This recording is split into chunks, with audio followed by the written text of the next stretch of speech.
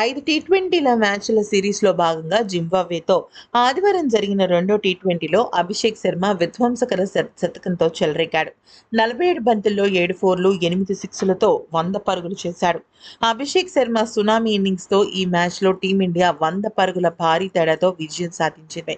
ఈ ప్రదర్శనతో man of the match అవార్డును అందుకున్న అభిషేక్ శర్మ తన ఇన్నింగ్స్పై షాకింగ్ కామెంట్స్, ఆసక్తికరమైన వ్యాఖ్యలు చేశాడు. అసలు ఇంతకీ తను ఏమన్నాడంటే, ఇది నా అత్యద్భుతమైన ప్రదర్శనలో ఒకటి కావాలని నేను కోరుకుంటున్నాను. నిన్న మాకు ఎదురైన పరాజయాన్ని నేను తట్టుకోలేకపోయాను. ఈ రోజు నాది అని నేను బలంగా అనుకున్నాను. అలాగే నా రోజుగా నేను మార్చుకున్నాను. ఈ మ్యాచ్ మొదలయ్యే ముందు నేను రోహిత్ భయ్యాతో మాట్లాడటం జరిగింది. అయితే భయ్యా నాతో ఒకటే మాట చెప్పాడు. ఎప్పుడైనా సరే ఆట నాది, గెలుపు నాది అని నీలో నువ్వే గట్టిగా బలంగా నమ్మితే అది ఖచ్చితంగా నీదవుతుంది అన్న ఆ ఒకే ఒక్క మాటతో నా ఆలోచన విధానం మారిపోయింది. టీ20లలో మొమెంటం ముఖ్యమని నేను భావించాను. ఈ మ్యాచ్లో చివరి వరకు నేను అదే మొమెంటంను కొనసాగించాను.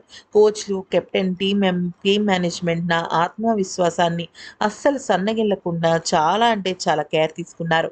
ఒక కుర్రాడిగా మన రోజు అని భావిస్తే సత్తా చాటాలని నేను ఎప్పుడు అనుకుంటాను.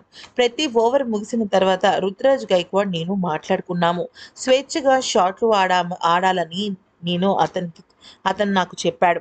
నేను ఎప్పుడూ నా సామర్థ్యాన్ని నమ్ముకుంటాను. బంతి నా జోన్లో పడితే బౌండరీకి తరలిస్తాను. అది నేను ఎదుర్కొనే తొలి బంతైనా సరే షాట్ ఆడతాను అంటూ అభిషేక్ చెప్పుకొచ్చాడు. తనలో ఉన్న కాన్ఫిడెన్స్ని బయటపెట్టాడు. ఈ వీడియో నచ్చితే లైక్, షేర్ అండ్ సబ్స్క్రైబ్.